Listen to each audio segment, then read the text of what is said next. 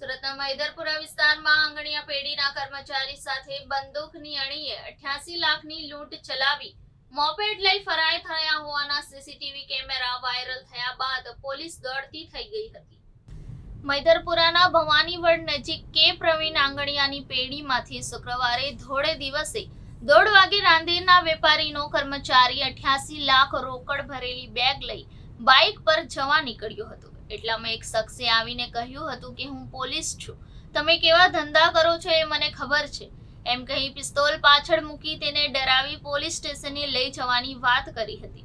આથી કર્મી નવાઝ ફતાએ બાઇક ચલાવતો અને માથા પર વિગ, મોં પર માસ્ક, બ્લેક ગોગલ્સ અને જેકેટ પહેરીને આવેલો લૂંટારો તેની પાછળ બેસી ગયો હતો।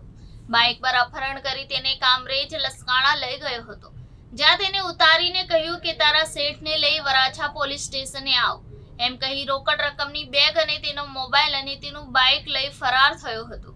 લૂંટારો કામરેજ તરફ ભાગી ગયો હતો। નવાઝે લસકાણામાં એક દુકાન પરથી શેઠને કોલ કર્યો।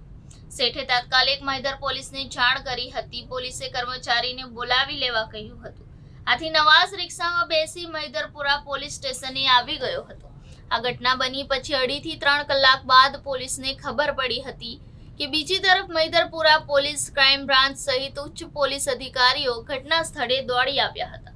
પોલીસે જણાવ્યું હતું કે 88 લાખની રોકડ મુંબઈથી આંગણિયામાં આવી હતી।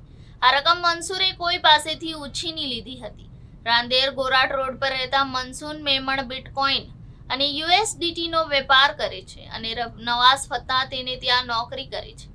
નવાઝ 1 વર્ષથી તે નોકરી કરે છે। હાલમાં પોલીસે નવાઝ ફત્તા પર શંકા કુશંકા લાગી રહી છે।